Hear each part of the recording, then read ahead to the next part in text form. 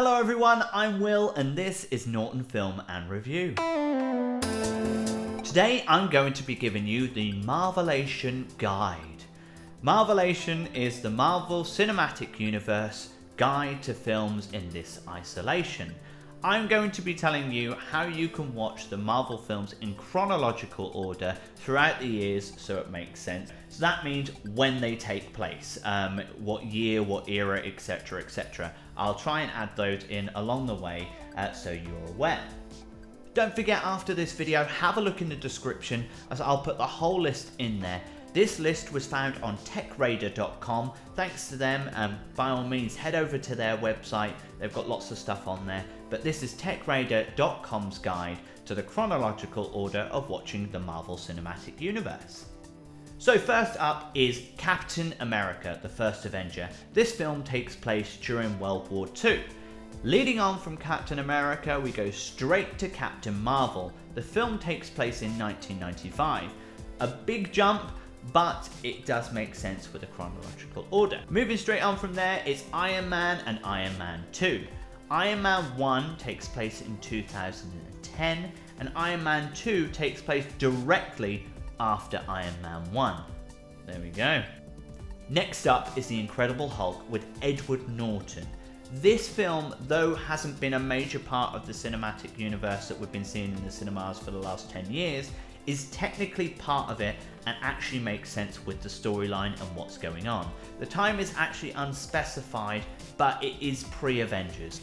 Next up is Thor. Personally, he's one of my favourites. I think Chris Hemsworth does a fantastic job of the character and didn't realise actually how funny he was, especially when we get to one of my favourite ones coming up later on in the list. Thor is time unspecified, but is pre-Avengers, so it sits straight in there. Next up, of course, is the First Avengers.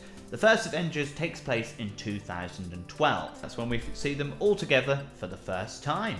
Straight after Avengers is Iron Man 3. This takes place 6 months after the first Avengers film. When you're watching it like this, trust me, this all starts to make sense and all of the links make sense too. Don't forget, just as a quick pause, after most of the films, each of them have a post-credit scene. Again, linking to one of the next films coming, but not necessarily direct film after. But do stay tuned after the credits to watch them. After Iron Man 3 goes straight to Thor number 2, Thor Dark World. This is post-Avengers and pre-Ultron. Again, not specified on time, but does make sense to fit there time-wise. Next up is Captain Marvel Winter Soldier. Again, post-Avengers, pre-Ultron, and again, unspecified in time.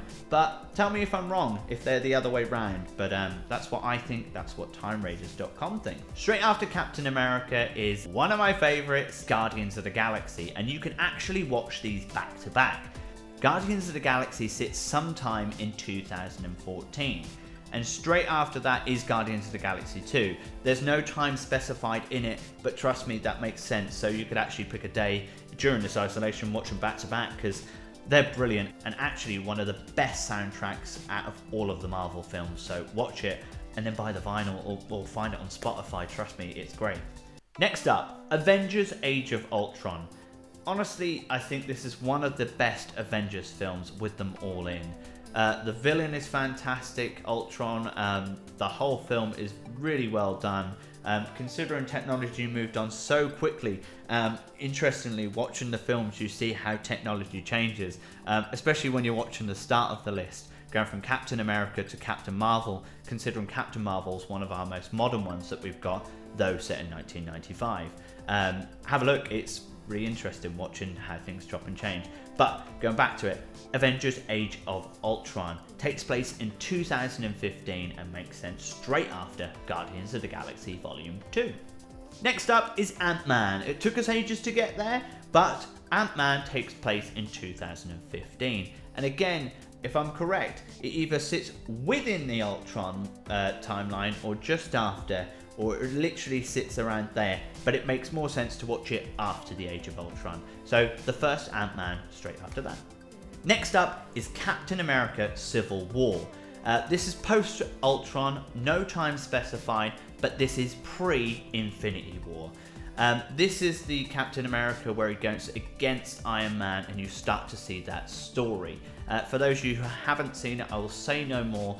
It's a very interesting watch and introduces us to one of the most popular characters within the Marvel Universe and one of the biggest money makers that we've seen out of all of the films bar any of the Avengers. So watch that film if you haven't seen it, it's a good one. Straight after Civil War, it is Spider-Man Homecoming with our very own Tom Holland.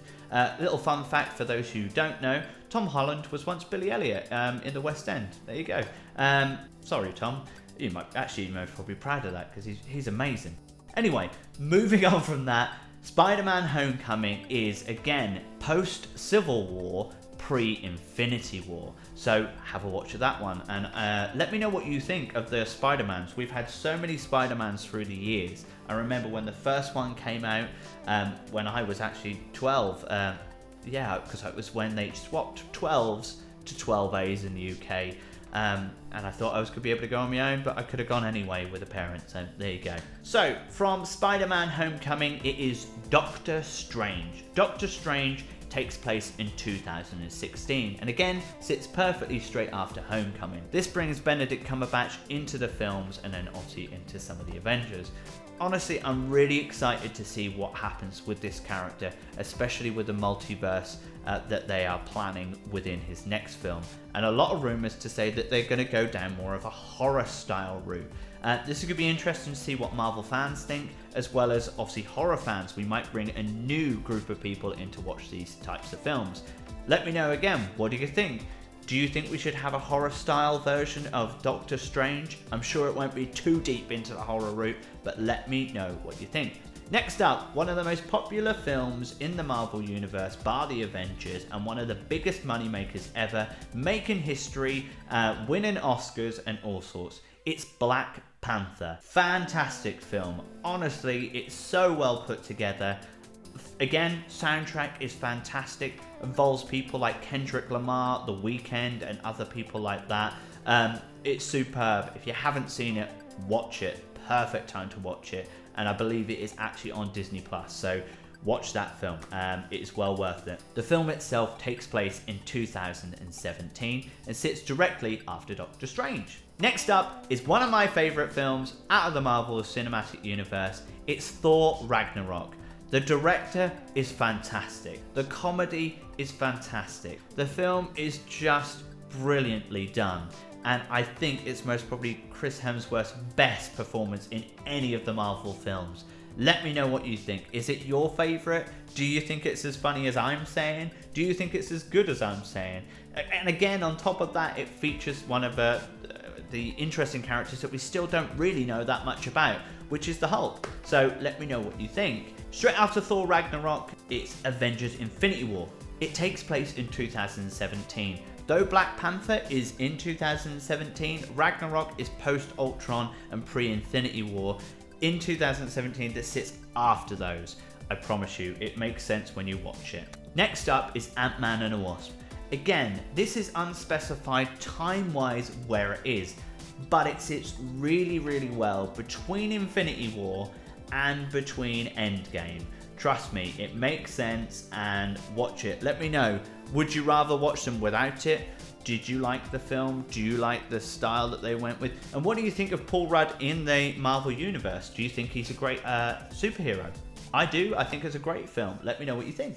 Next up, of course, the biggest money-making film of all time, breaking history, breaking records. It is, of course, Avengers Endgame. An amazing film, and I don't know about you, but I was one of the people that watched it at midnight and watched Infinity War straight before at the cinema too. It was fantastic. I had to go again pretty much the next day because I was tired, it was long, and there were so many exciting thoughts going through my head whilst watching it. Let me know, what do you think? Is it one of the greatest films of all time? Did it deserve all the money and hype that it got?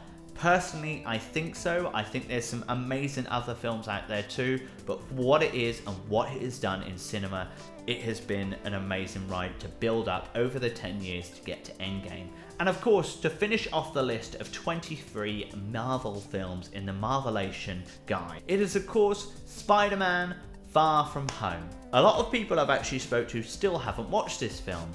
If you haven't, and I know you, let me know, because I've got the DVD. But if not, find it online and watch the film. One, it's got one of my favourite actors ever, Jake Gyllenhaal. I think he's fantastic, and in this film you really get to see a different side to him. He's quite natural in it until obviously we get to the superhero stuff, but he's quite natural and it sits really nice within the character. The film itself is fantastic, and the CGI and animation is so well placed, and it is kind of gives you a Doctor Strange feel at times. I won't delve too much into that. I want you to watch it. Let me know what you think. Is it brilliant? Do you think it's better than the other Spider-Man? Do you like Jake Gyllenhaal? What do you think? Let me know. Drop a comment below. Right, I'm going to finish the video there. That's 23 films in the Marvel Universe in chronological order. Hopefully that all makes sense. If you missed them or you thought, oh, Will, you have blabbered on a bit, do look in the description and I'll put a full list that I found on techraiders.com with the chronological order. I'll put all in the notes, and I'll even put a link to the Tech Raiders page in my description. There's 23 films for you to watch, and obviously at the moment we've been asked to stay indoors. So you've got 23 films to watch over 3 weeks. So roughly that's nearly a film a day. Actually no, you'd have to watch a bit more than a film a day. Duh. Why not have a look at the description, have a look at the list. If you've got Disney Plus, a lot of these are on there, but not all of them are. Have a look on other streaming services, I'm sure you'll find them. I hope you enjoyed my Marvelation guide. I'll speak to you soon. If you've enjoyed my video and you'd like to watch again, please subscribe by clicking the button. I've been Norton Film and Review. This has been fun. I've really enjoyed it. Let me know, was this helpful? Would you like to see more of these sort of guides? Would you like to see more videos on reviews, or what would you like to see? Drop me a comment, drop me a question, and I will speak to you soon. Take care.